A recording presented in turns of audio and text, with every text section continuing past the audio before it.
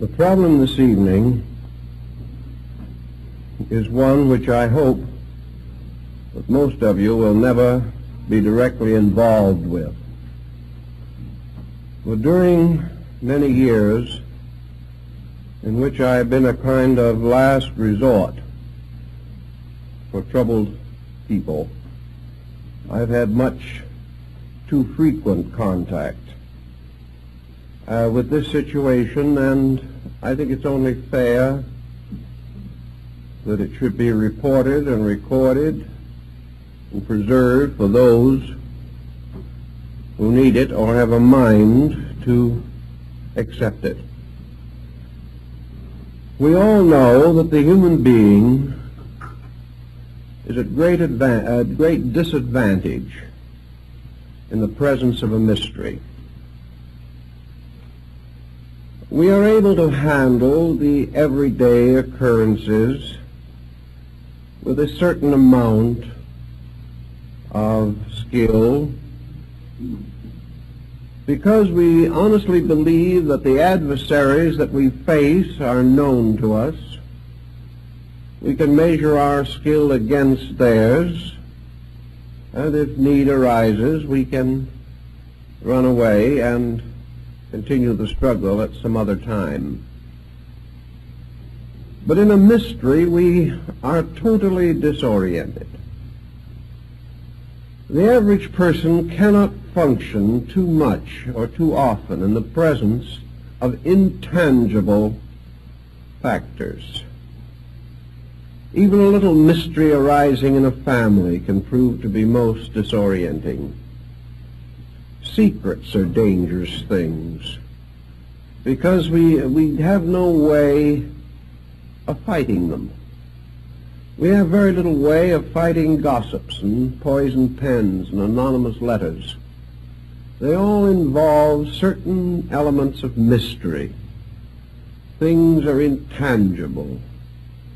We cannot face them and have it out.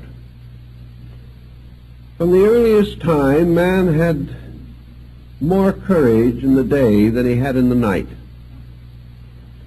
Even when he had his own private cave, this cave was a lot safer as far as he was concerned in the daylight than it was in darkness. After he built houses and put locks on his doors and barred his windows, he was still happier in the daytime than he was at night, because in night perhaps old boards would creak or something of that nature. Man became afraid again. In our modern scientific life, man is afraid once more because he is afraid of formulas which he cannot understand. He is afraid of tremendous energies which he cannot cope with. They are all mysteries to him. We are a little bit afraid of the minds of other people. We do not know what they are thinking about. We are afraid that they are perhaps planning some secret exploitation of our resources, whatever these things may be.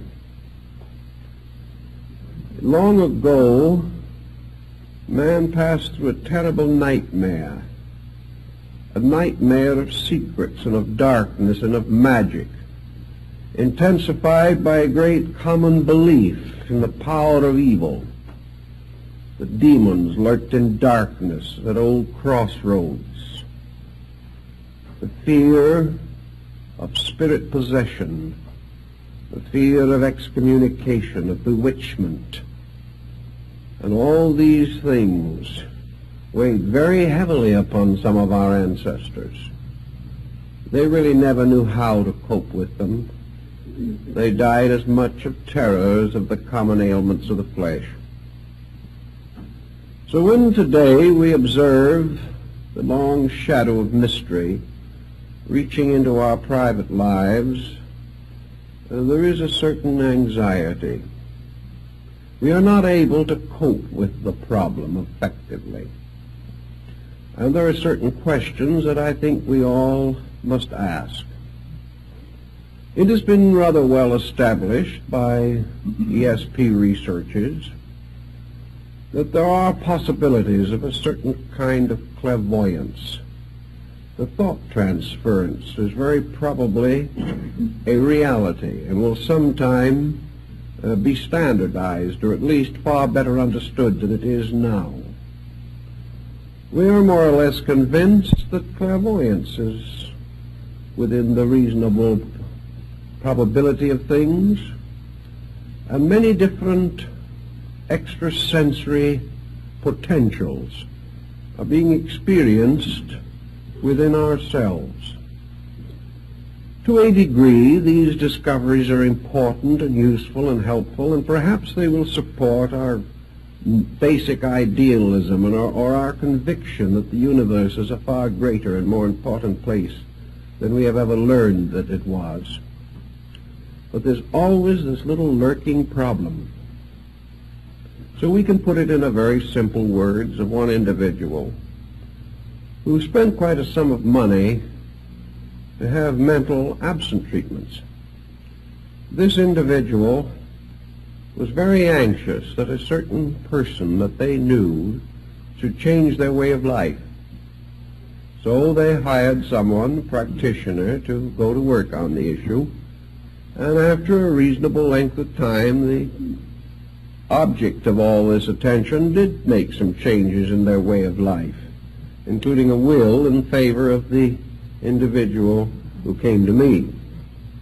Well, this sounded like higher mentalism, doing a pretty good job. You would get testimonials very easily for such procedures. But suddenly the person who came to me broke out in a cold sweat. This was a little problem. If they could change another individual and get a will in their favor, was it possible that some other individual could change them? While we were out mentally dominating somebody else, could it be that somebody else was trying to mentally dominate us? Do these processes work both ways? If it is possible for us to send our thoughts to change the life of someone else, could someone else send their thought and change our lives? If we want to make someone else do something they do not want to do, can they return the favor in kind? It is one of these things in which it was a good rule, but it shouldn't work both ways. Each person feels that he has a right to change others, but he doesn't like the thought that somebody might be secretly trying to change him. The moment we get into this problem, our freedom of action, our freedom of thought, all these things evaporate. Where will it begin? Where will it end? If one person can influence us, so can 50 or 100 or 1,000. If one individual can cause another person to have a loss out of revenge or out of spite, can somebody else cause us to have a loss the same way? Like the old brouhaha. If we can pray our enemies to death, can our enemies pray us to death? It just doesn't look so well when we open this mysterious door between the commonplace and the unusual. We step immediately into a world, first of all, a region which we know nothing about. We have no background in our own experience to cope with these intangibles.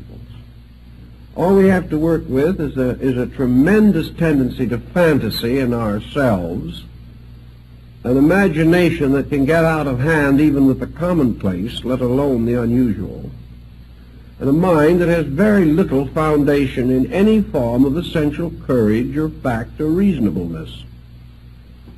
With a nature, therefore, that is lacking in most of the requirements of prudence and common sense, it is very easy to get deeper and deeper into a world of wonders that can change gradually and inevitably into a world of terrors. It is a rather dangerous situation for the person to suddenly leave behind the landmarks that he has and knows and depends upon and sail out into an uncharted ocean of mystical and occult possibilities. My experience with this type of situation is that 99 out of 100 land in shipwreck before it's over. They might be able to handle the situation with some dignity if they were very wise or very poised or very well integrated. But who ever heard of an individual very poised and very well integrated who ever got mixed up in these things? 9/10 of the potential victims of their own foolishness in this direction are themselves neurotic. They are persons whose lives have been, in one way or another, unhappy, frustrated, pressure-ridden. They are not thorough scholars. They are not deeply thoughtful individuals, trained thinkers. They are persons who have drifted along through the years, studying a little of this and a little of that, joining this organization and then that organization, and most of them in trouble from the mere process of chronic joining. So many of these organizations threaten their members that if the member leaves for any reason, some dark and mysterious curse will fall upon them. This is enough to wreck a life immediately. The individual living in the 20th century still has the old primordial instinct to be afraid of curses and afraid of the evil thoughts of others. And the moment we give these evil thoughts a large place in our own thinking, we can begin to feel these thoughts moving in on us. Our lives can become haunted by the mere fears that arise from negative speculations about the unknown. These speculations didn't rise as the result of certain interest in metaphysical matters. The individual would probably immediately consider the possibility that he's mentally ill. But if this is part of some strange mystical procedure, he doesn't think of himself as ill at all. He thinks of himself as illuminated. He thinks of himself as having reached new dimensions of consciousness. But then these new dimensions of consciousness begin to go to work on him. And before it's over, we realize that he has simply used this strange unknown as a catalyst for his own neurosis. So we can't too strongly recommend that persons be extremely cautious in trying to explore areas where their knowledge is simply insufficient. Now, knowledge in itself is a very good thing. We should know about everything, even things we do not really agree with, or even things we do not want to believe. We should know about them. We should never assume for a moment that ignorance is an asset. There's a great deal of difference, however, between understanding the theories and practices of certain beliefs and the effort to dabble with them ourselves. There is no reason why we shouldn't understand the theories behind transcendentalism if it intrigues us. But there are many reasons why we shouldn't dabble with it. Especially this is true where we actually haven't even any very solid groundwork in theory.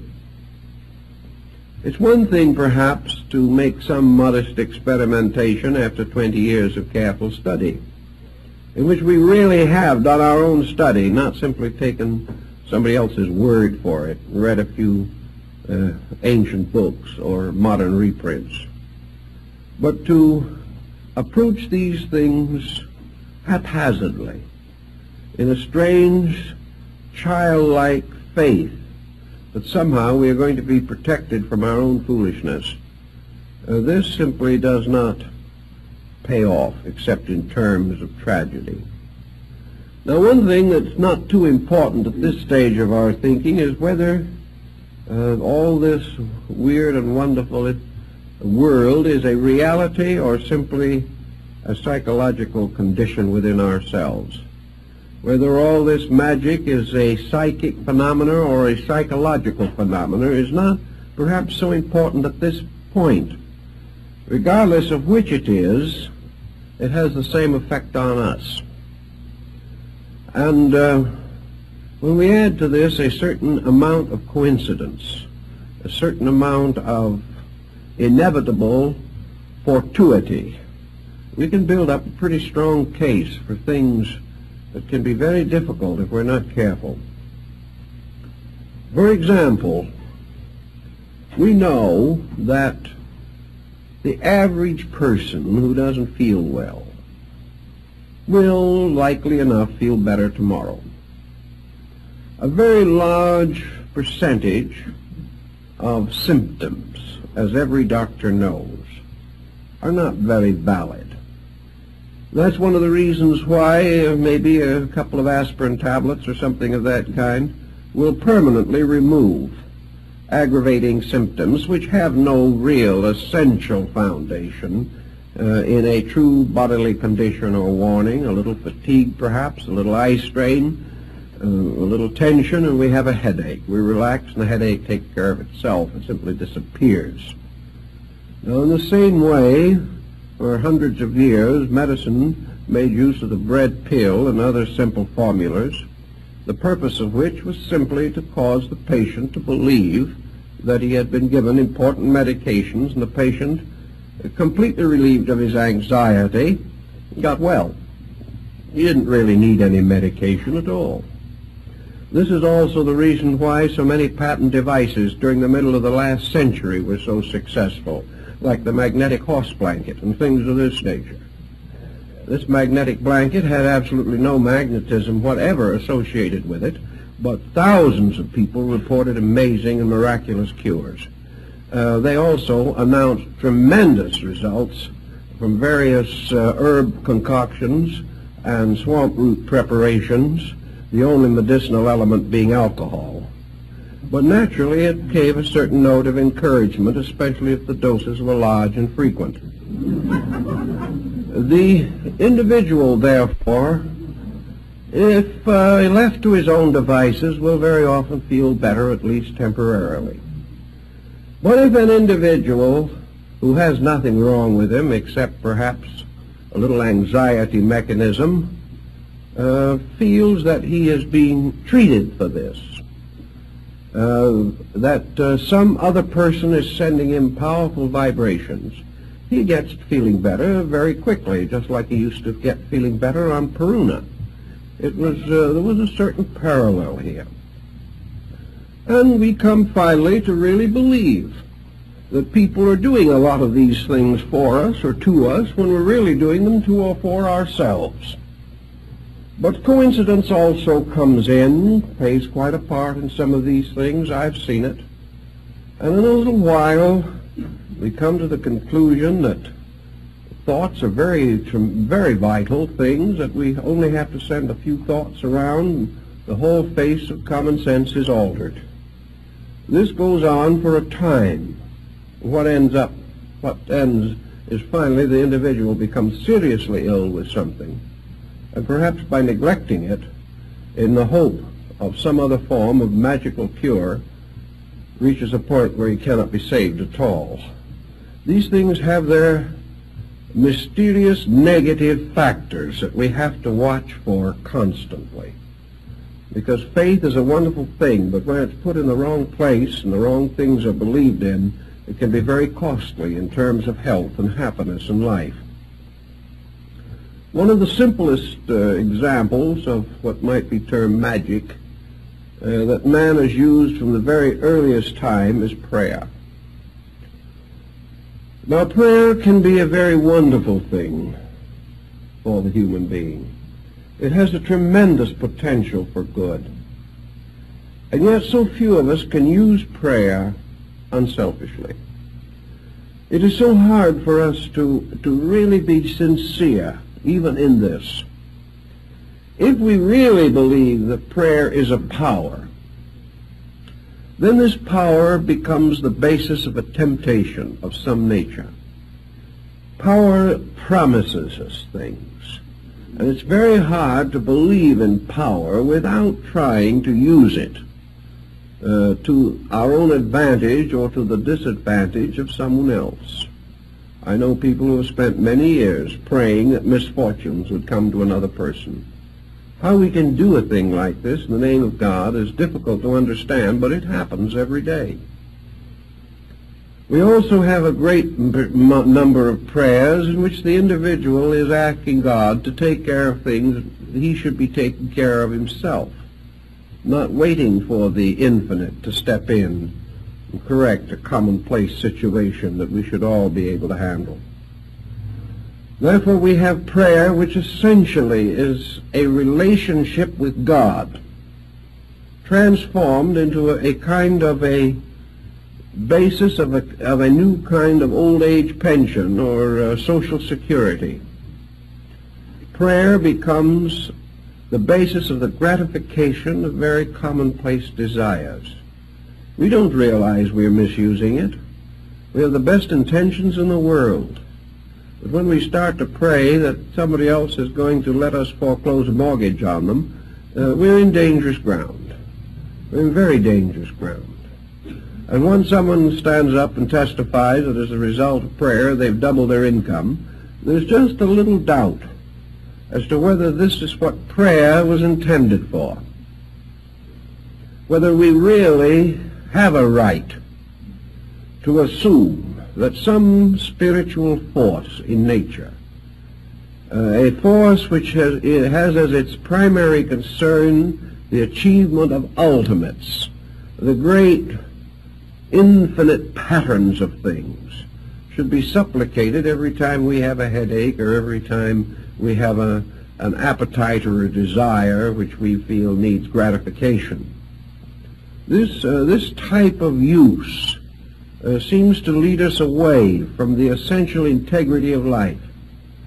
And when we pray that somebody else shall be over-influenced in some way or another, what about the other person? What about the individual who lost money so that our income could be doubled? Did the universe turn on him for our benefit? Was our prayer a means of dishonestly acquiring that which did not belong to us? Most people won't even bother to ask the question. They don't care how it's fulfilled as long as they get what they want. But can we assume that the universe operates this way? And if we're willing to assume this, what happens to our own relationship with every problem of existence? The moment we take the honesty out of the universe anywhere, we take it out everywhere. Either there are principles and rules in this world or there are not. And if there are rules, we cannot break them, and we shouldn't try. And if there are no rules, then our entire ethical life collapses and we have no hope or no reasonable expectation of any kind of good end or constructive purpose in our own existence. The old Greeks brought this question under consideration, and one of them asked Pythagoras how a man should pray. The old Greek replied, never pray for anything. Don't pray for the fulfillment of any desire, because if you pray hard enough, your desire may be fulfilled and may be the destruction of you. In other words, we all know what we want, but only heaven knows what we need. And where we begin to decide what we want and use various esoteric ways of getting what we want, we are defying that universal pattern which alone knows what we need. Therefore, it would appear that prayer has a function, it has a purpose, it has a reason. But that reason is not the fulfillment of commonplace desires. Prayer is a mystic relationship with life. It is man finding the source of his strength in a regular communion with the heavenly power that creates all things. Nearly all ancient prayers were hymns of praise. hymns of thankfulness and gratitude. It was very rare indeed to find in ancient or primitive prayers anyone asking for anything.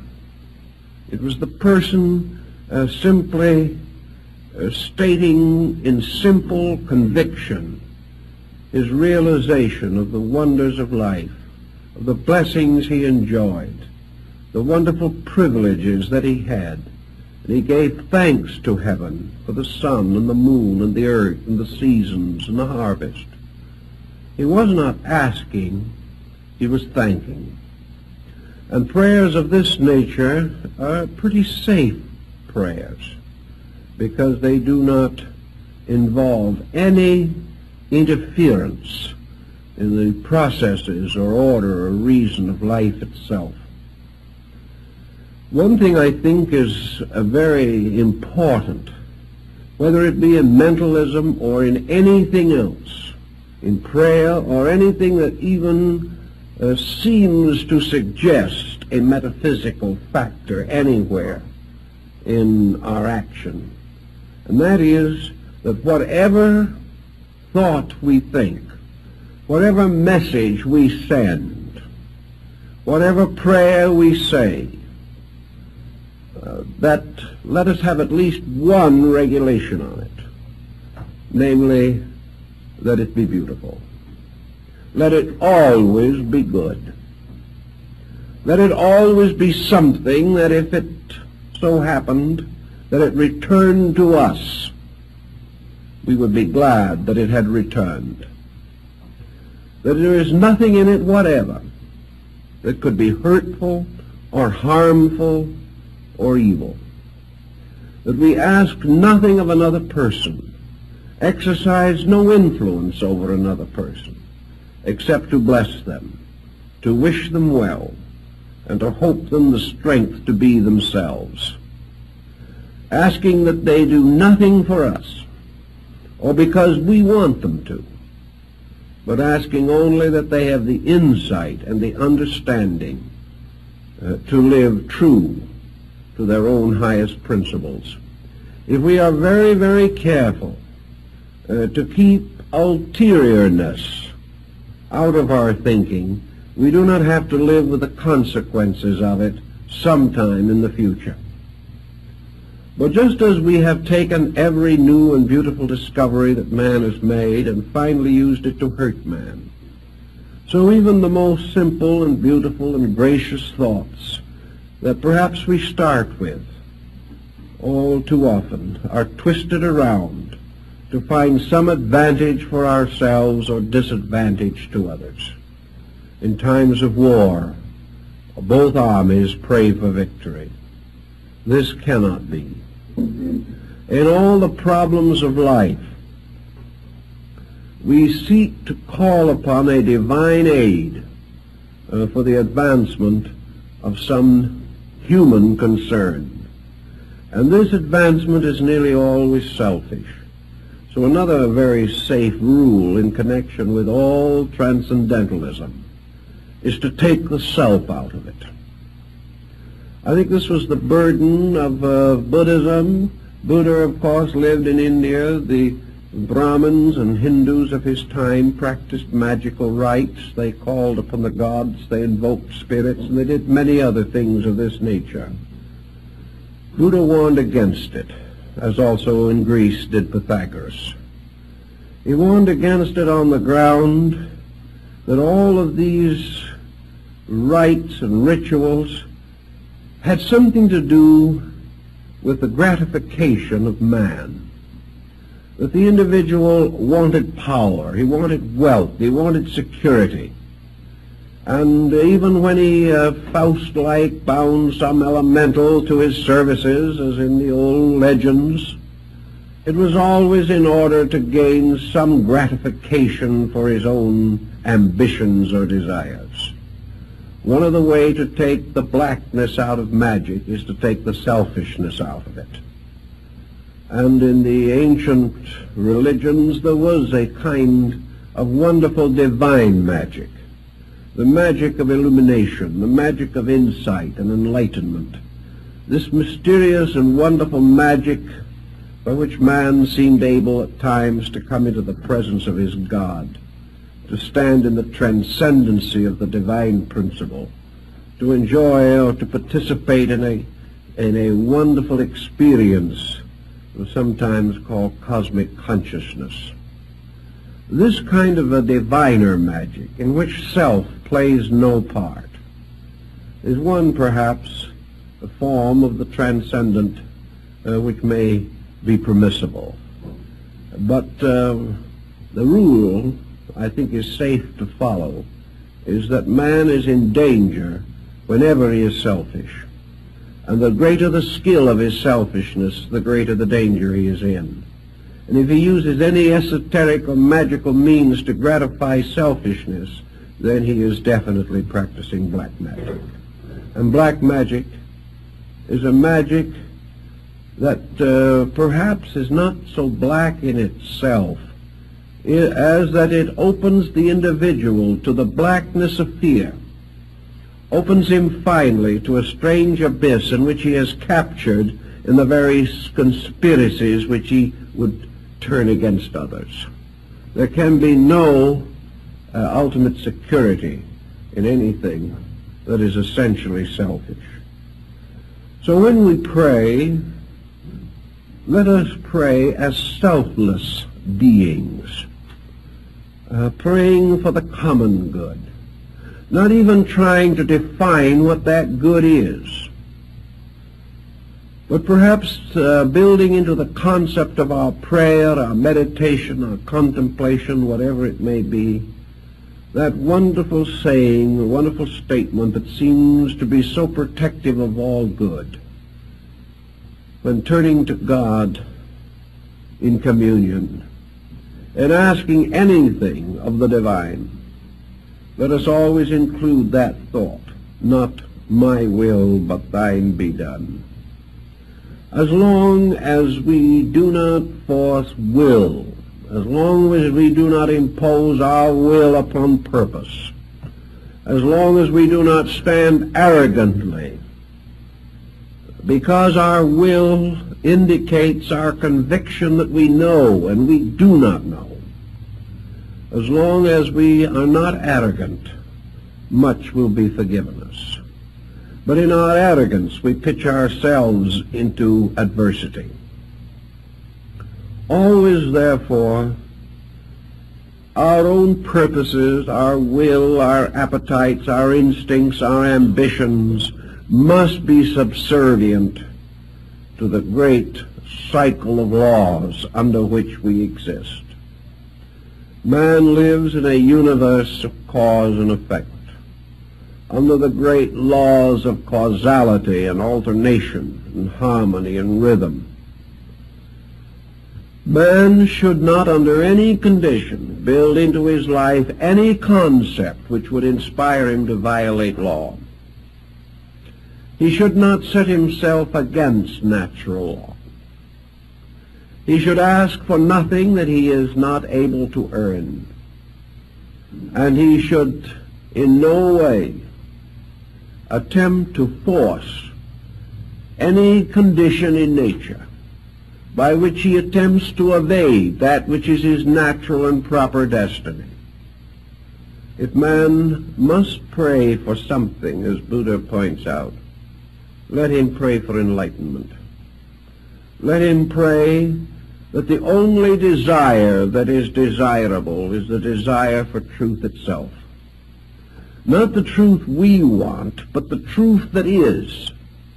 Not the truth we prattle about day by day, but the truth of those infinite principles which we can only dimly comprehend. We may not know what the truth is of a situation, but we have the right to inwardly pray that that truth shall reveal itself according to its own purposes, whether those purposes help us or not, whether they fulfill any desire of ours or perhaps go entirely contrary to our wishes. The thing is, what is the truth? And whatever that truth is, with that we must live. And we must hope that in the face of truth we will have the courage to live according to it, and not according to any compromise that may arise in our own nature. From the dawn of our history, men have struggled to dominate each other, to take away the works and profits of other men. They have conquered nations and spoiled and pillaged the earth. Everywhere the individual he tries to use strength to dominate the lives of others, by means of strength, by intimidation, by fear, by outnumbering or outwitting, the individual has tried to deprive others of their natural rights. Out of this procedure has come the entire tragedy of civilization, a tragedy which continues today as it has from the beginning. And we cannot assume that any mysterious power which man may develop shall be considered as different from any material power by which an individual seeks to gain advantage over another. There is no difference except perhaps in the detailed construction of the instrument. But whether we try to take a man's goods from him with a gun or with a thought, we have committed precisely the same offense. Whenever we try to over-influence him, we are doing the same thing that we would in any action or procedure in which we lure another person into an unfavorable situation in order to cheat him, betray him, or deprive him of something. In fact, as we study the situation more carefully, we realize that just as our actions have their rewards according to their motivations and their values, that the perversion of wisdom, the perversion of insight, the perversion of spiritual resource is perhaps one of the greater crimes and carries with it one of nature's heaviest penalties. Actually, we are far worse off as living beings if we steal from a man by influencing his mind than we are if we break into his house at night and rob him of his goods. We have committed a different kind of offense. In robbery, we have used common means. Perhaps the man was careless and didn't close his doors properly.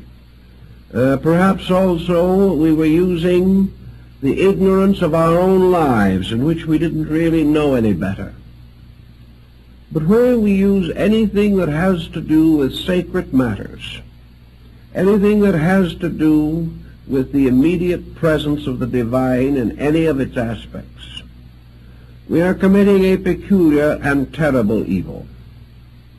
Therefore, to pervert the mystical powers of meditation, concentration, and prayer, such perversion carries a far heavier penalty than that of physical robbery. We have now created a situation which has gone into our psychic entity. We have dabbled with something which can destroy life and reason in every part of our natures. Therefore, we must be extremely slow and cautious in this type of thing. Though we don't want to spend our entire time pointing out all of these mistakes that people can make, because there are other phases of this situation, and we have to stop to consider the individuals who get into trouble who are absolutely sincere. Many cases that come along relating to psychic problems have not really their origin in any instinct to malpractice. They have many times their origin in the individual's desperate desire to grow. He assumes that growth means for him solution of something. He does have the one weak spot, the heel of Achilles, which has made it possible for him to get into trouble. In his desire to grow, he is usually looking for some kind of a shortcut. He is looking for some kind of a mysterious key that will open for him an understanding or insight otherwise not available. So he is really seeking just a little bit selfishly, and just a teeny-weeny bit dishonestly, but he doesn't know it himself. He assumes in this case that the end justifies the means. He assumes that illumination is the end to which man is intended, and that anything that contributes toward this is good, regardless of the detailed considerations involved. So we have the individual, and it doesn't make any difference where he is or what school he belongs to. Every religious, mystical, and philosophical sect has had exactly the same difficulty from the beginning of time. Where it is the person who really believes that the esoteric truths of life are some kind of a secret, and that it is possible to find the key, buy it, steal it, beg it, borrow it, do some way to get it, and that by means of this key we can suddenly, to borrow a phrase from alchemy, unlock the shut door of the palace of the king. That there is some way, a way in which spirituality can be wonderfully augmented within the individual by some methodology. And of course, years ago, we had a deluge of methodologies. Today, they are not so frequent, but there are some pretty intensive ones still left. And people are sometimes wrong in their judgment of these groups. They misunderstand teaching that is intended well, or perhaps the teaching itself is not well stated or well integrated and does not protect the student adequately. So we have a great many people who are in trouble simply because they are trying to be better than they know how to be. And that can get you into complications. This is one of the points that I have emphasized for very, very many years. That the average person cannot handle the development or release of so-called metaphysical values or factors or forces within his own nature. He does not know when a development is legitimate and when it is not. And he does not know where some type of mystical experience begins and some type of wishful thinking leaves off. He just does not know. He cannot really tell the difference between a vision and a dream. He has no way of knowing the difference. For that matter, he doesn't know the difference between a dream and a nightmare. There are many strange and difficult situations that the person cannot cope with. The moment his mind is separated from the commonplace, the landmarks about which he is reasonably certain, he wanders into a mist and mystery which he cannot evaluate. He really doesn't know what he's doing. Now, there should not be this kind of situation. People should not be encouraged or permitted to get into these difficulties.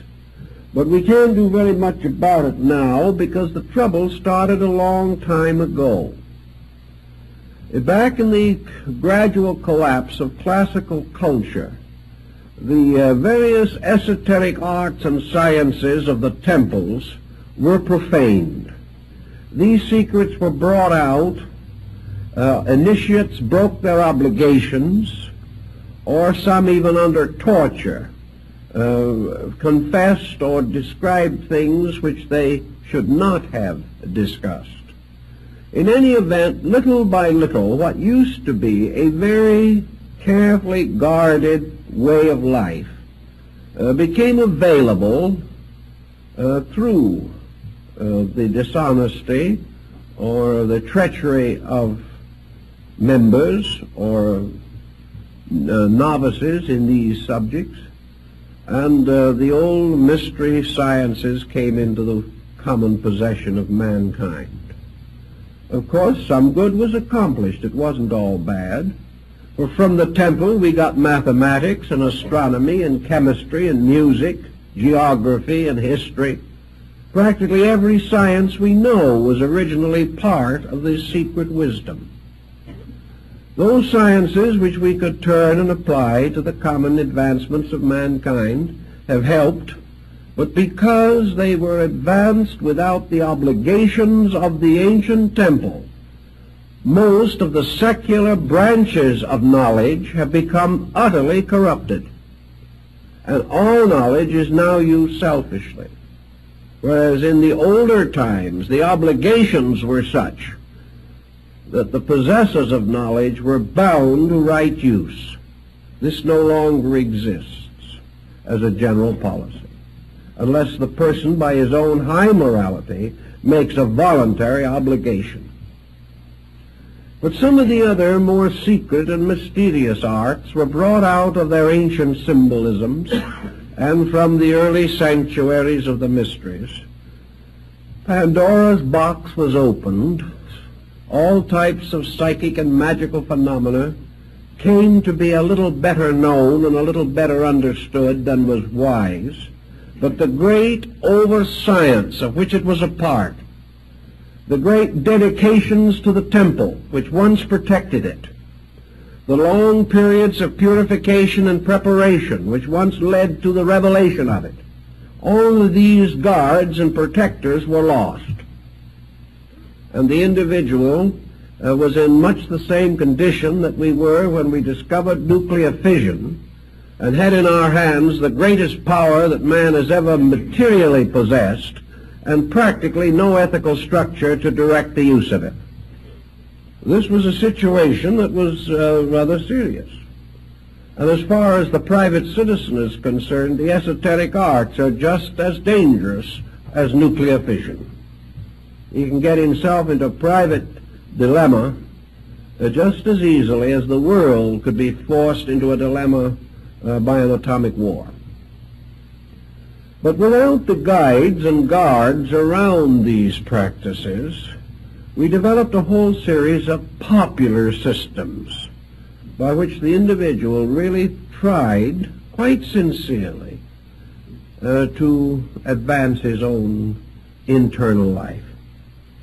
He was convinced that somewhere inside of himself was a God, a tremendous power, and that this divine principle within him was stronger than his personality, stronger than his mind and his emotions and his body, and that in some way there was a great security, a great sufficiency to be achieved if man could explore this inner nature of himself and come finally into union with the divine power at the source of his own being. Thus systems and schools were set up for the exploration of these secret processes. The theory was legitimate.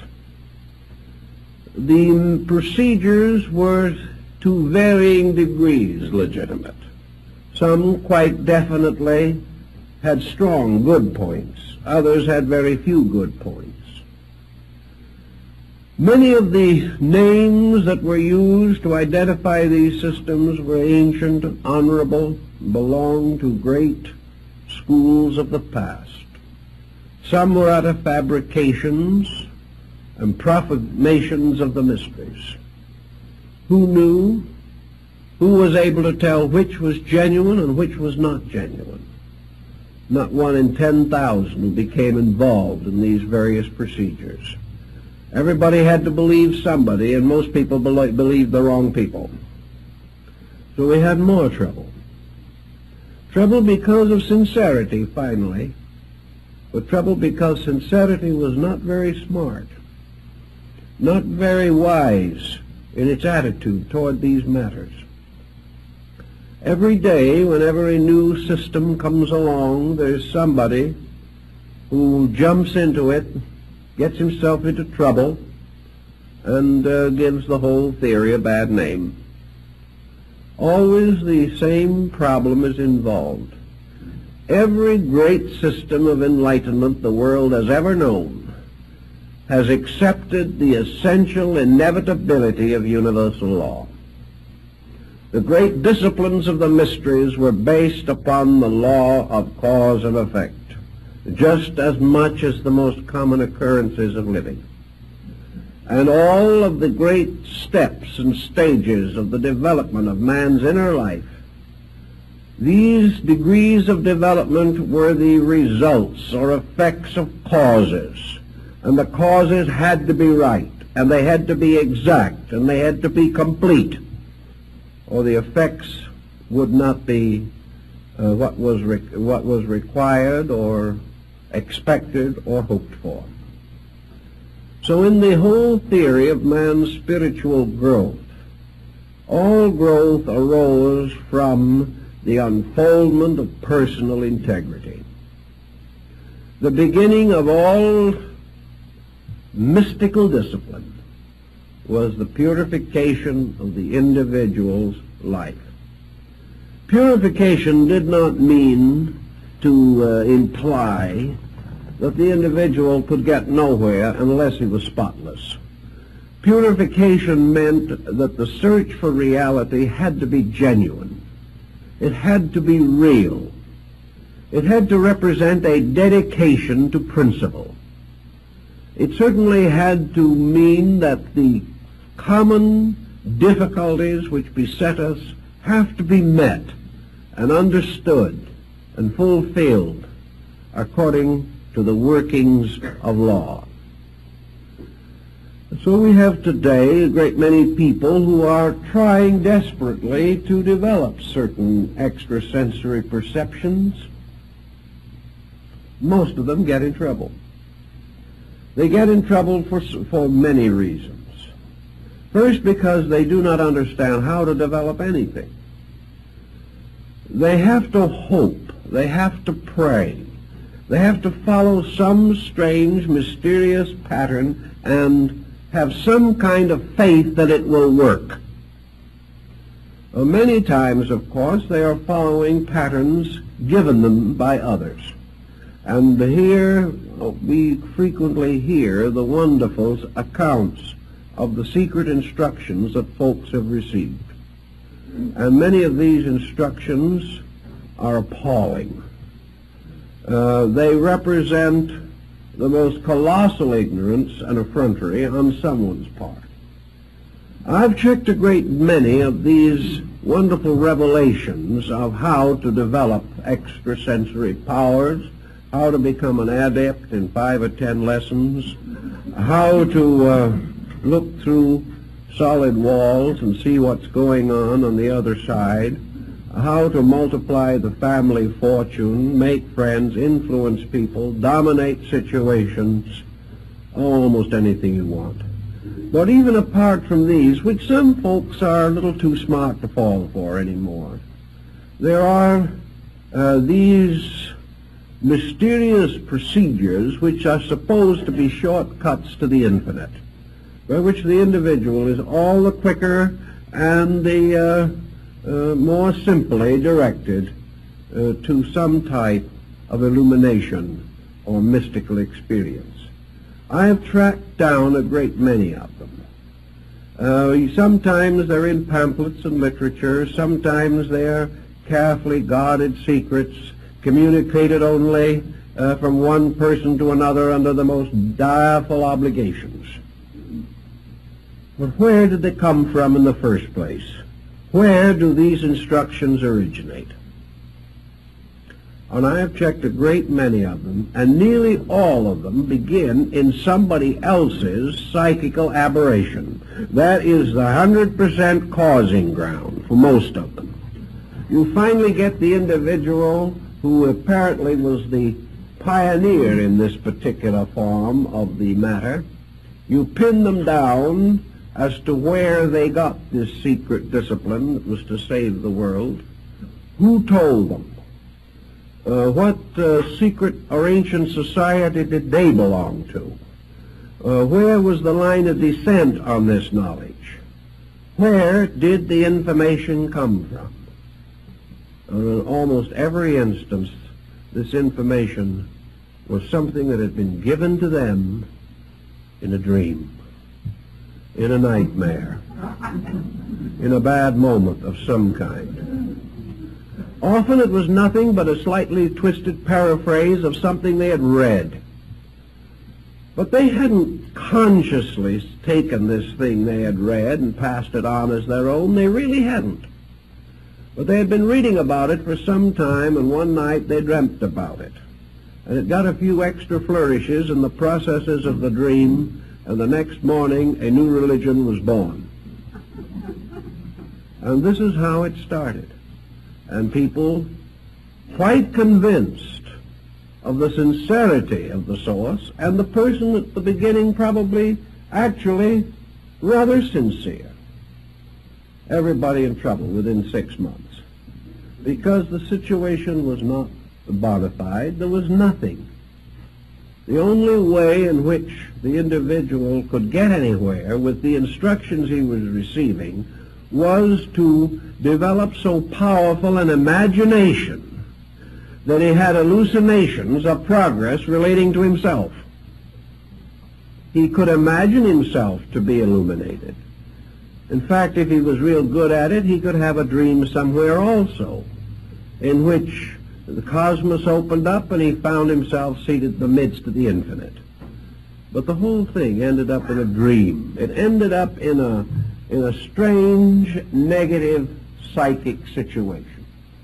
Well, you can say if it made the person happy and didn't do anybody else any harm, and everyone seemed to be getting along a little better than they had before, why upset the apple cart?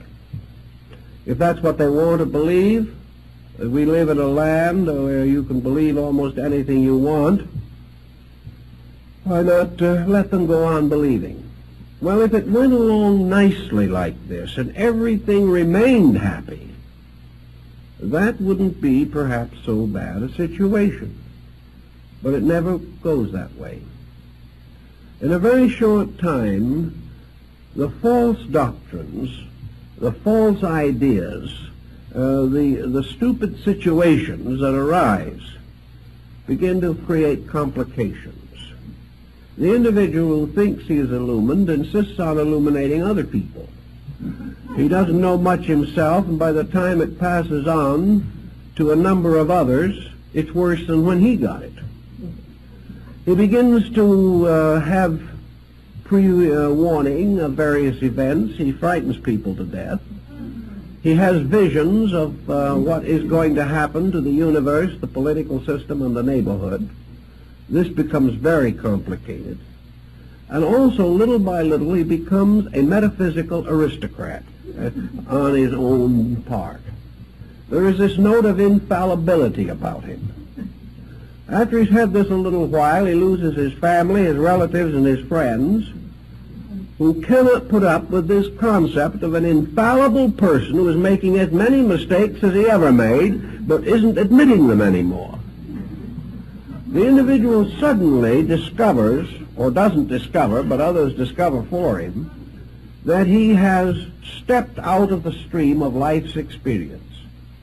He has new and fancy meanings for everything that happens.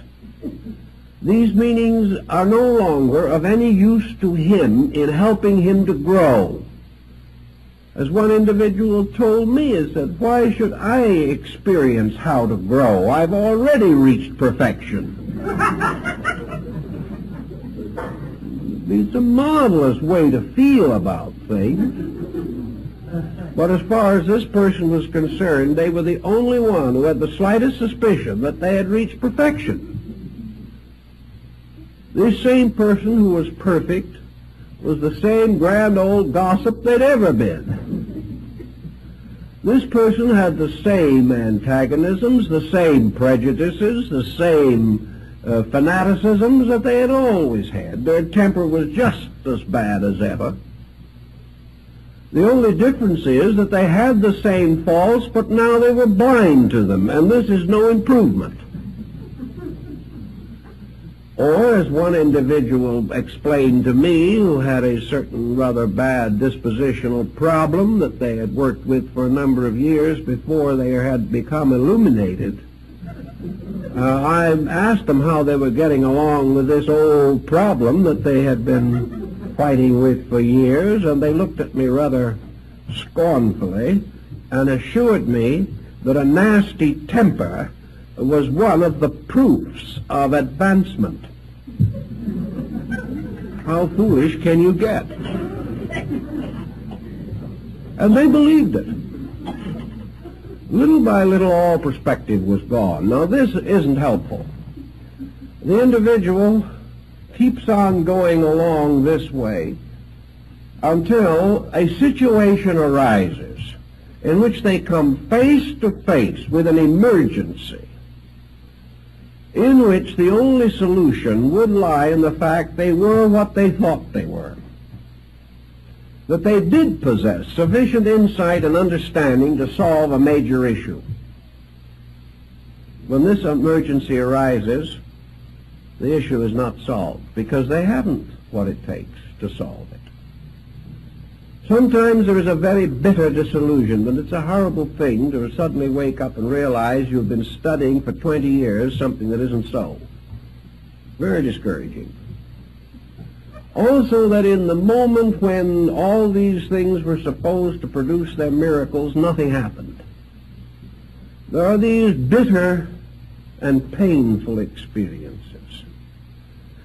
And we see that the person who starts off on one of these tangents never knows where he's going to end. Unfortunately, too many of them end with mental breakdowns. They become so involved, so tied up, they can't possibly solve the situation. Another painful interlude that most of these persons come in contact with is the fact that they are so right and nobody else sees it. This is very unfortunate. They know that they are creatures of destiny, but the world won't accept them. Under such pressure as this, they become antisocial, turn against the world. They feel that they are being persecuted simply because they're not agreed with. This can get to be a very serious source of mental and emotional stress. Almost everything that arises from these false, basic attitudes become in turn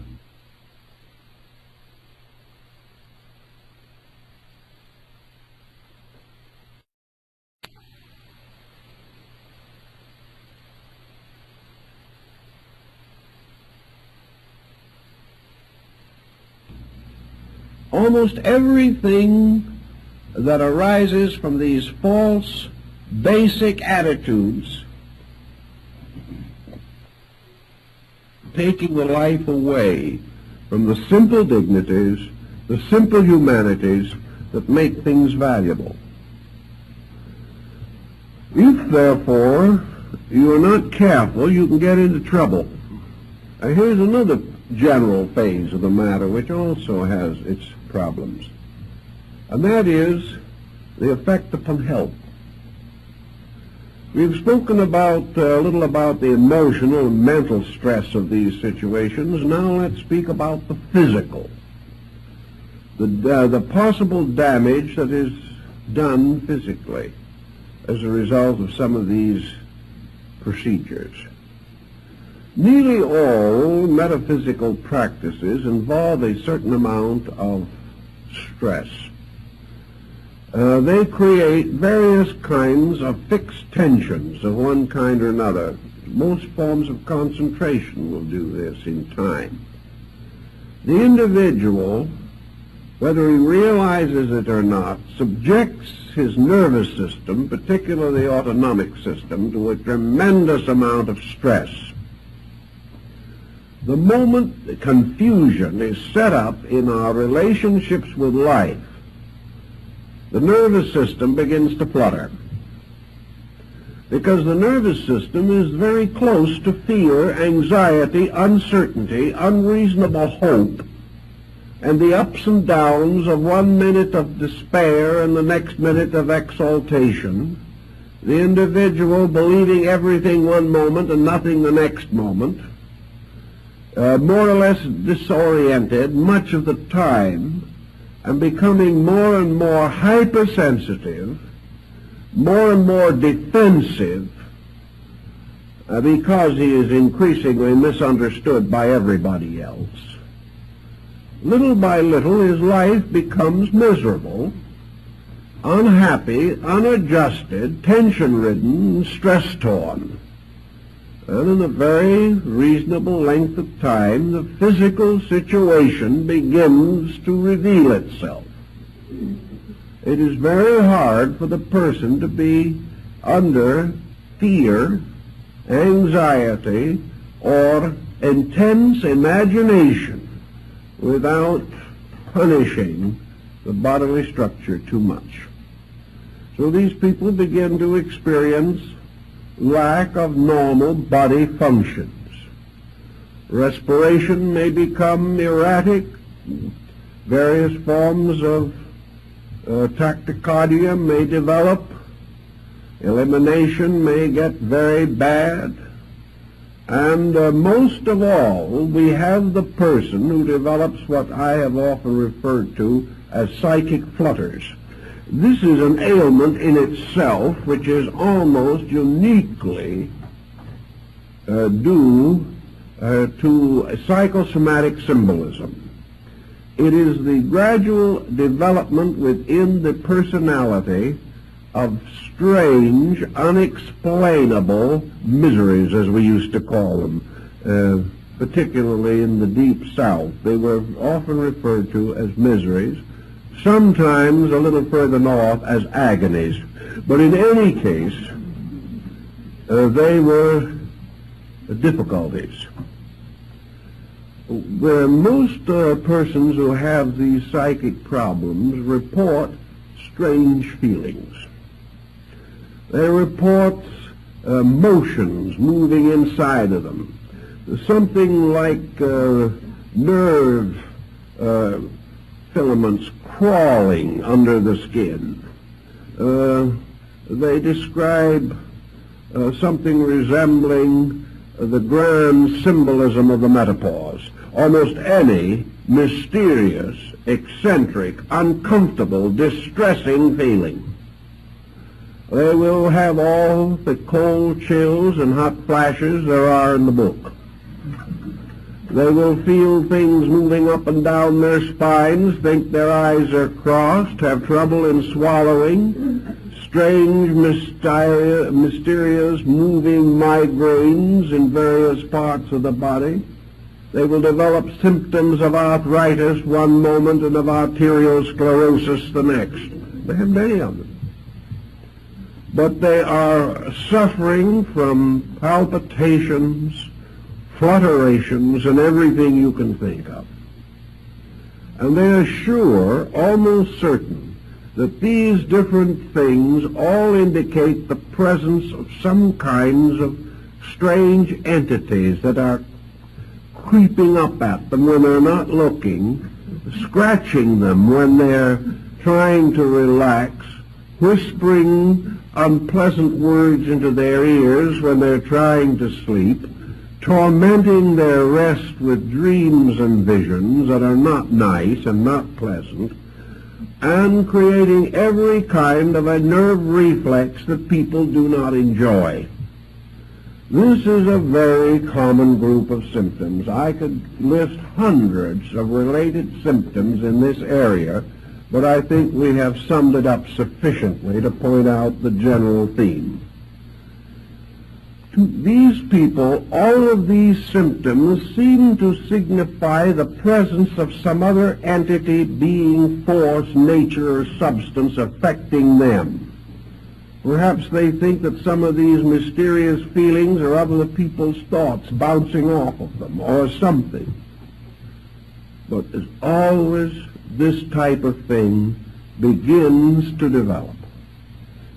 I think the real answer to it is a gradual psychosomatic transference of total confusion.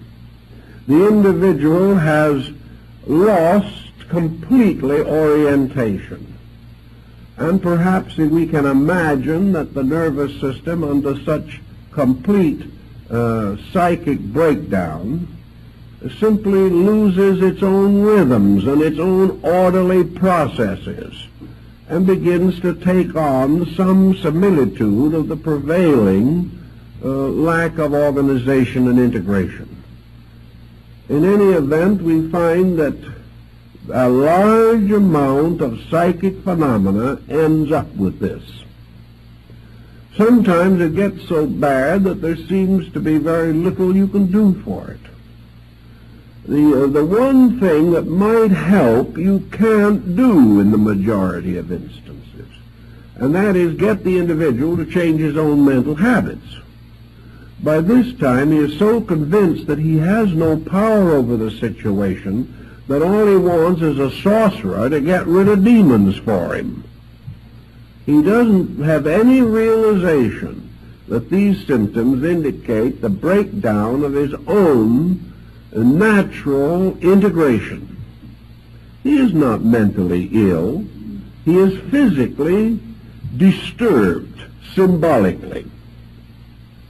All the mysterious doubts and wonders and hopes and anxieties that developed psychically are now playing themselves out nervously in the functions of the body. And this is an unpleasant thing to have happen. And the moment anybody feels any of these symptoms, stop worrying about what other people are doing to you and start organizing your own resources as quickly as you can.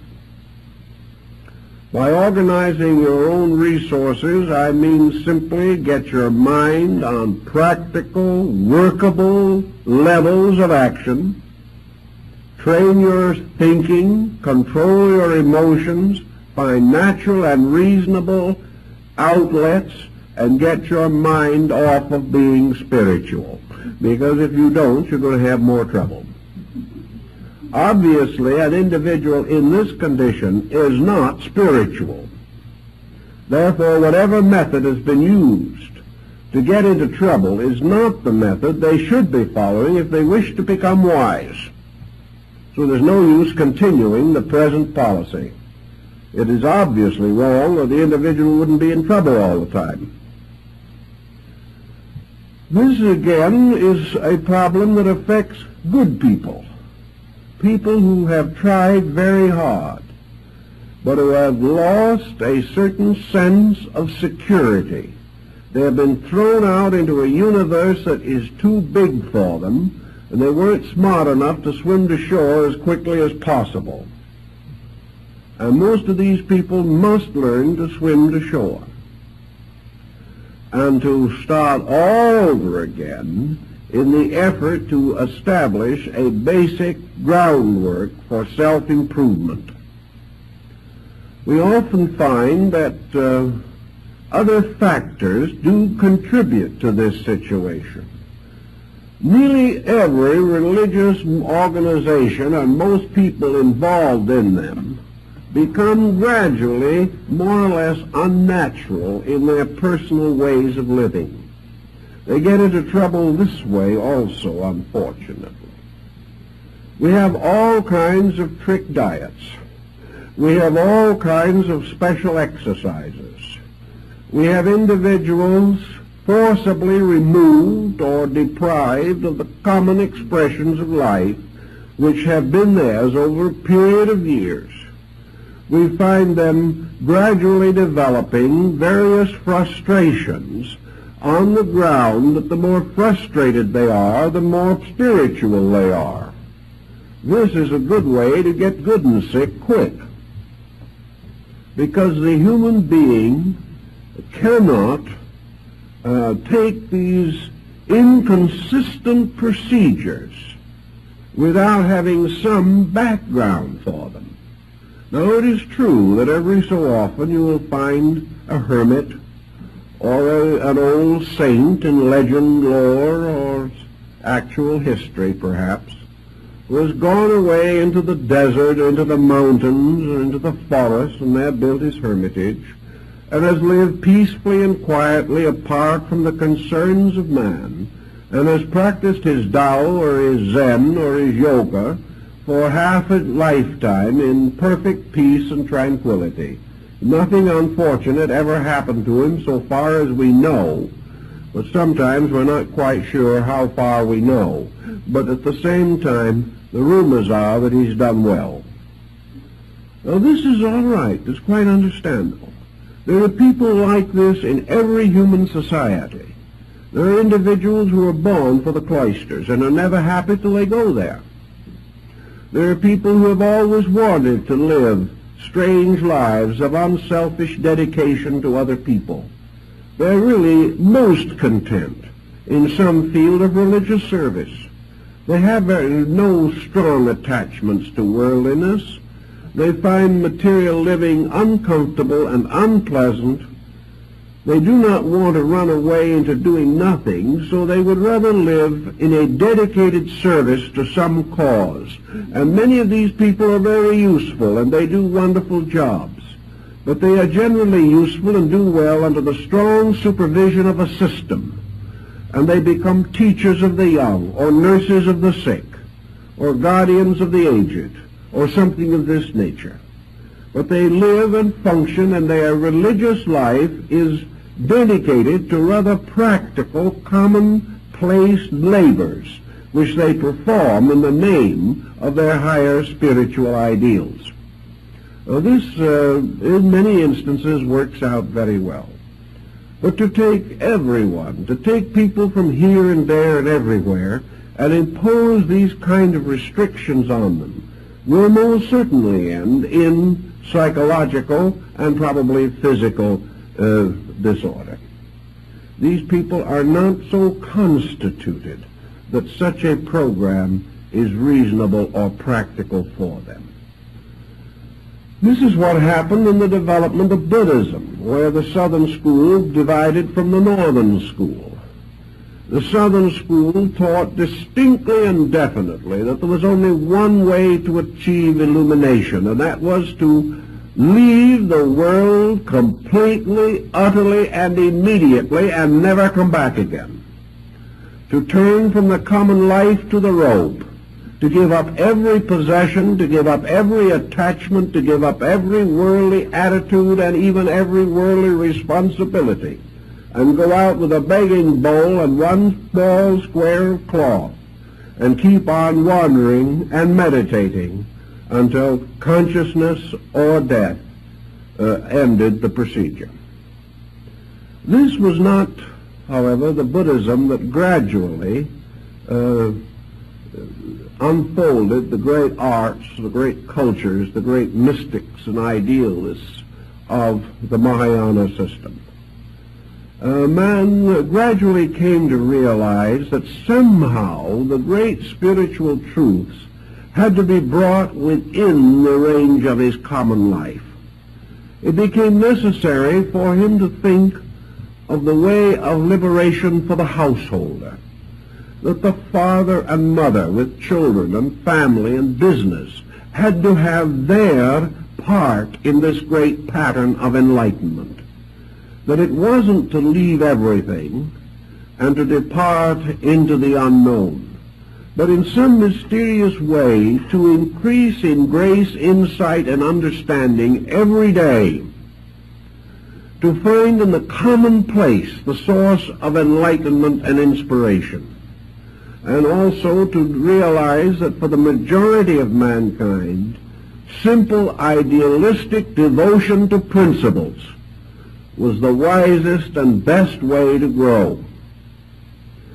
That sometimes if the person had the internal requisites, if he had brought forward with him from some previous life a degree of insight that called for the development of some extrasensory perception, it would come in due time of itself. And of course in the northern Buddhist system that was the last thing anybody asked for or expected. They did not practice their religion in the hopes that some initiation or mystical experience would occur to them. They practiced their religion because they believed that their religion was the proper way of life. That if they lived this and lived it well and kept the law, they would fulfill their responsibility to God and themselves. The whole purpose underlying this religious philosophy was not the unfoldment of the individual primarily. It was obedience to the law, the glorification of truth by keeping its rules and principles, and keeping them unselfishly, not in hope of enlightenment, but because this was the proper labor of an enlightened human being. Under such conditions, we do know that there were mystics, and great mystics arise among these different groups. But these mystics were persons who had slowly unfolded. They had lived each step of the common life. They had grown skillful and wise in the philosophy of the doctrine. They had gone out and dedicated themselves to the service of others over long periods of time. They had gained practical insight as working with the sick and as helping to solve the problems of the burdened. They had become the counselors of rulers and the friends of princes. They had helped in the creation of good laws. They had helped to perfect arts and sciences. Many of them actually gave skills to their peoples.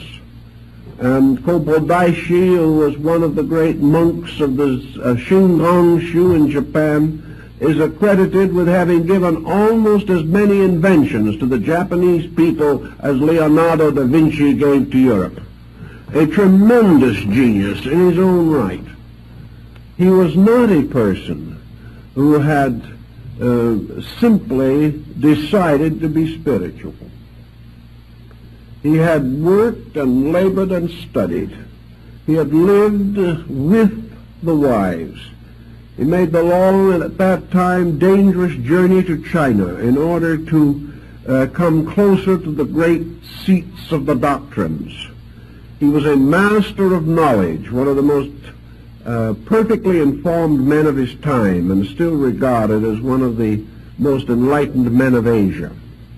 These people grew sincerely. They gave everything they had to growth. And they grew not just simply for the sake of being wise themselves, but that they might become the founders of essential and practical movements and organizations. They were great mathematicians, great artists, great musicians, poets, men of literature and letters. And out of the temples and the shrines and the sanctuaries came the great arts, the great modelings and sculpturings, the casting in bronze and in silver. These people were highly skilled. They took the attitude that the more able they became in everyday labor, the more completely they were able to express their spiritual convictions. So that they worked with the law.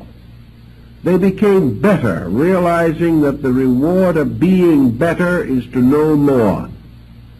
The reward of greater daily virtue is enlightenment.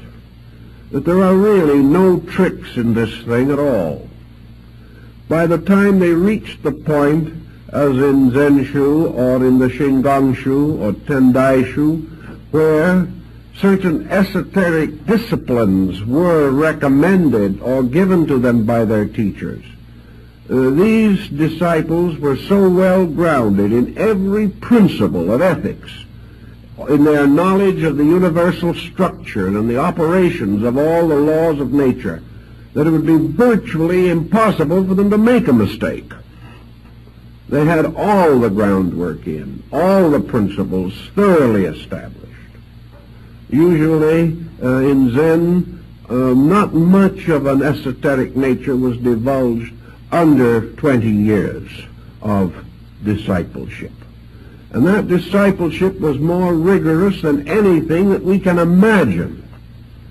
It was constant self-analysis, the breaking down of every illusion and delusion in consciousness. And by the time the disciple was ready to go on, he had truly cleaned his own inner life. It was well disciplined and well ordered. People that have this degree of insight can probably be trusted, and you seldom if ever hear of anyone in this type of level of activity who ever perverted what he knew or contributed to the corruption of anyone else. These people knew, and they were able to use their knowledge wisely. What we are worried about constantly and stricken about so often is the dabbler, the one who really tries, but simply doesn't even have a comprehension of what he's trying. To him, a few lessons and a couple of books, and he's well on his way to nirvana. It just doesn't operate that way. This does not mean, however, that the individual cannot grow. He can grow continuously. But he has to grow with a dedication, not an enthusiasm alone. He has to grow along the line which is the most difficult of all forms, and that is self-discipline and self-control. I know more people who have tried to be spiritual without taking hold of their own lives. They can do almost anything you can imagine except what they should be doing, and that is controlling and directing their own conduct. These people are perfectly willing to devote a great deal of time to wandering about the cosmos, but they cannot be patient as people. They do not know how. They cannot really be thoughtful. I know many of them that cannot even be commonly courteous. There is no attention to personal character. This is something to be left behind, to be hurdled, to be considered fit only for persons of less spiritual insight. There is no spiritual insight apart from character. There is no safe mystical experience apart from character. There is no possibility of man exploring the inner universe of value safely unless his own integrity is completely established. Any other course of procedure is bound to lead ultimately to difficulty. And because no one but the individual himself knows the degree of his insight, each person has to come to some way of judging these things. You cannot tell him that he isn't ready. He will keep on going around until he finds someone else who tells him he is ready. And this goes on because the person wants to believe that he's on the verge of enlightenment. He doesn't want to be told he hasn't started yet. So you can't convince people against their will. And yet, because of this peculiar type of religious thinking that has developed, people just get themselves into trouble and have no way out. And by the time they realize the degree of their trouble, the very persons who got them into the trouble can't do a thing for them. So they wander about hoping for someone who can perform a miracle and rescue them from the dilemma into which they have gotten themselves. By this time, perhaps they do have a little experience. It will serve them in good stead in due time, but at the moment they're in a very uncomfortable state about the whole thing. So we can only profoundly warn the individual that when he starts dabbling with mysterious things, he must either have the consciousness to handle these things, or he should leave them alone. And no one who is frightened out of his wits by every psychic wind that blows is in a condition to handle the problem. No one who has to seek help is in a condition to handle it. Therefore, if this situation seems to be developing, there can be only one answer. Get out of it as quickly as you possibly can and get your feet back on the ground again. Use the simple ways. Realize that this whole problem of what you might term psychic involvement is only possible at all because basically the person is not capable of thinking with true wisdom. He isn't able to really think straight. Somewhere, weaknesses of his own have contributed to the fact that he was deceived or has deceived himself. It has to start with this. From that point on, all perspective can be lost, and the situation can just be a long, terrible hurt with no really, apparently, satisfactory explanation. But in the beginning, the person had to be foolish. And the only answer is to stop being foolish as quickly as you can. There are ways in which some damage in this area can be rescued, or the individual can be pulled out of his problem. We realize that as the problem gets worse, as the individual advances in some form of psychic persecution, which is more and more difficult for him to get off of his own mind, he is inevitably becoming neurotic. He is becoming fear-ridden. Even if he hasn't reached a degree of hallucination, it may come any moment. He is certainly actually frightened. He is living in fear. The whole thing has become a phobia. And this phobia is nursed. Fear is nursed by fear. The more he worries about his fears, the more he thinks about his fears, the more he waits for new symptoms to appear, the more frightened he will become. And if this goes on, especially if the individual is alone, perhaps living alone, where there is very little contact with other people, too much loneliness to begin with, which may have been a contributing cause in the first place, then this person must either make a valiant break with the situation where he finds himself, or he will not get out of the difficulty. And unfortunately, it is not a difficulty that will cure itself, nor will it get better unless something is done about it.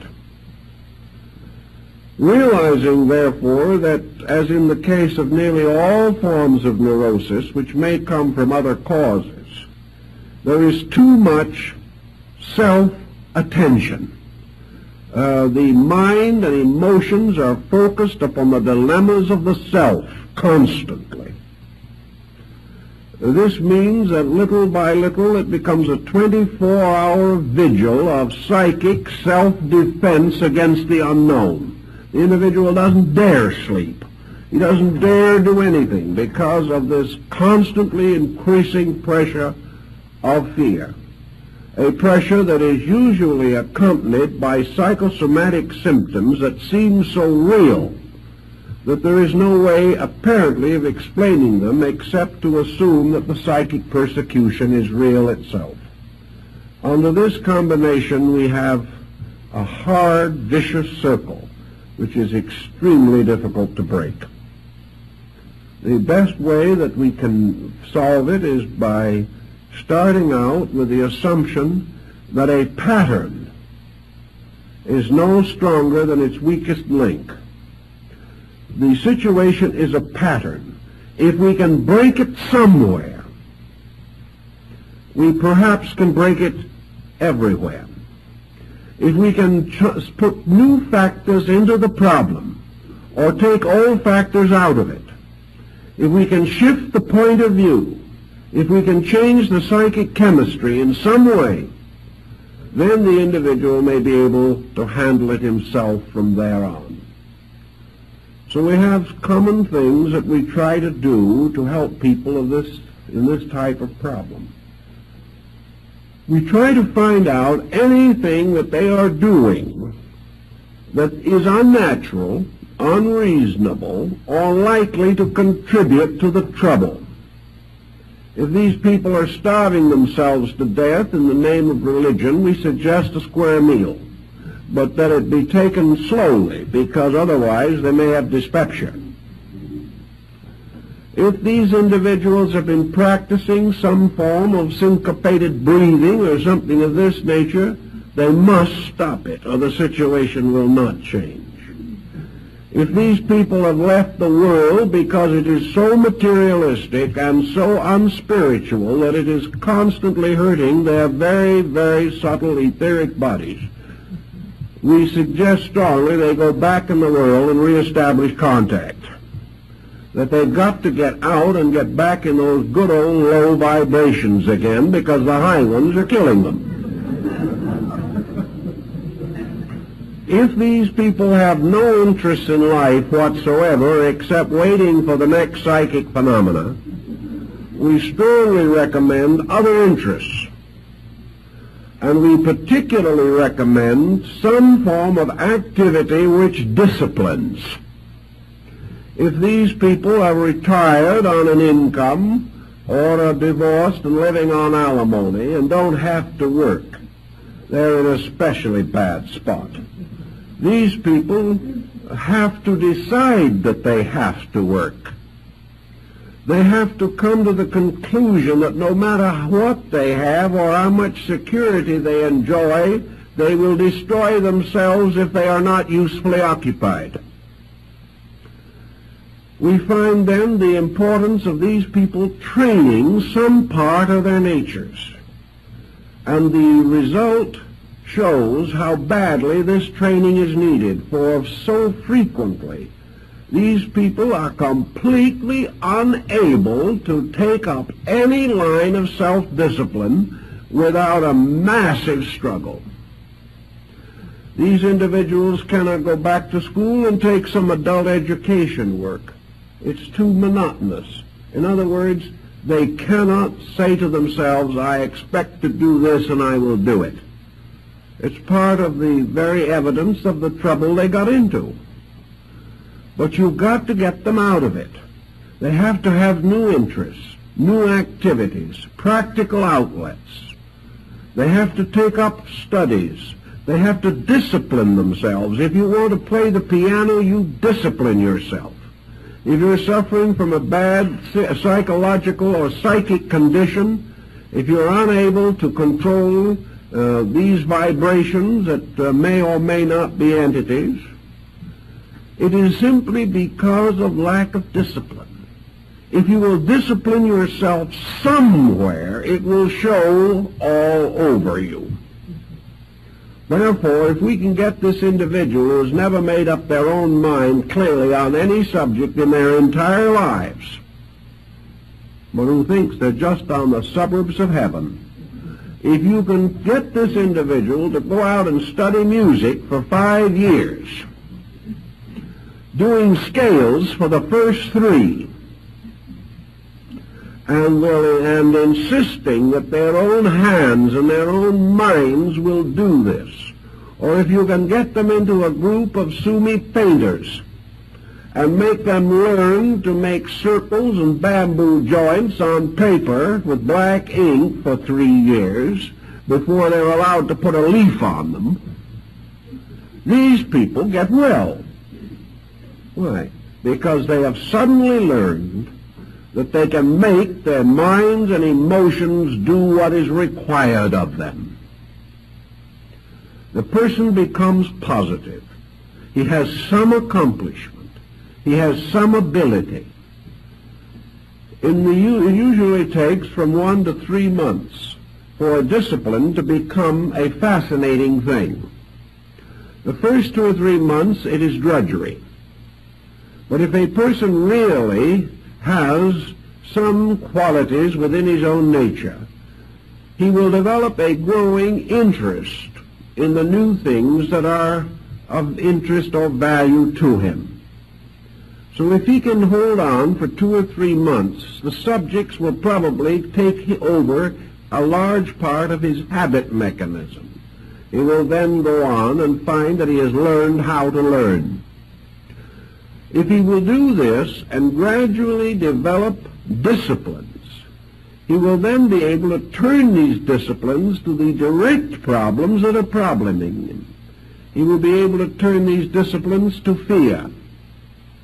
He will find that he is able to control fear in himself. He will be able to control his own spiritual ambitions and realize that he's probably not quite ready for nirvana. He will be able to recognize that it is possible for him to go home into an empty house, perhaps, and build there a world of interesting values because he has become an interesting person. It is from ourselves that the environment in which we live must radiate. If we are negative, the environment is negative and afflicts us.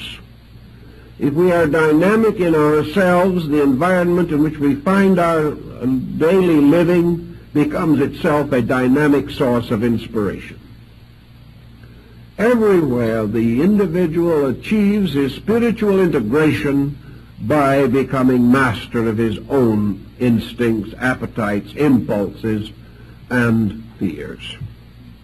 So if we can create in the person new interests, if we can cause this person to become more concerned over someone else than himself.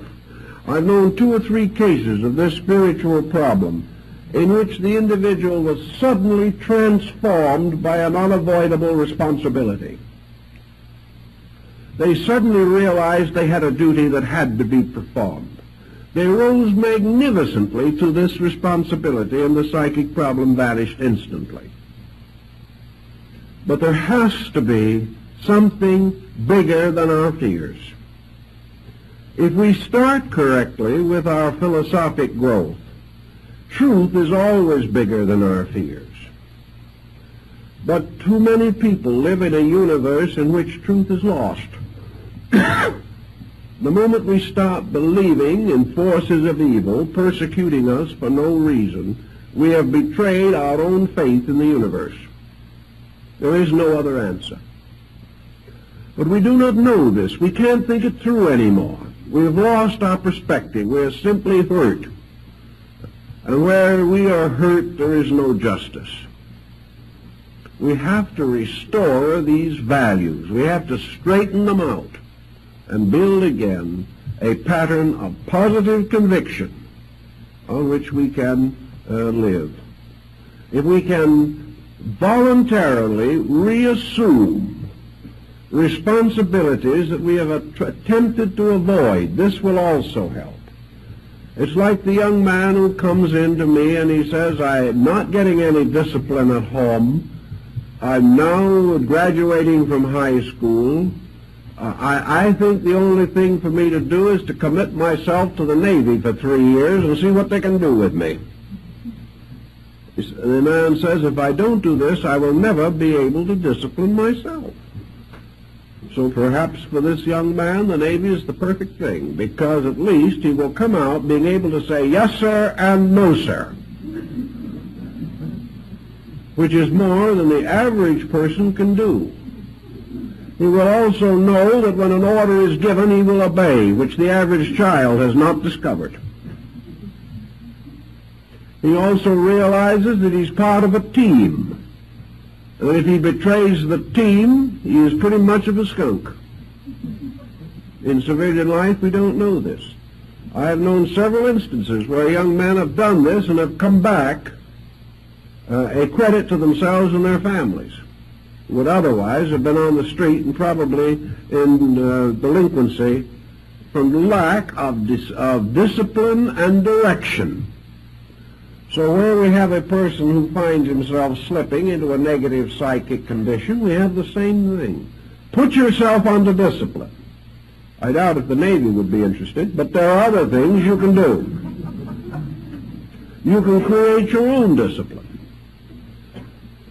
And you can say to yourselves, if I fail in this, then I know for certain just how weak I am and how far I am from the thing I think I am.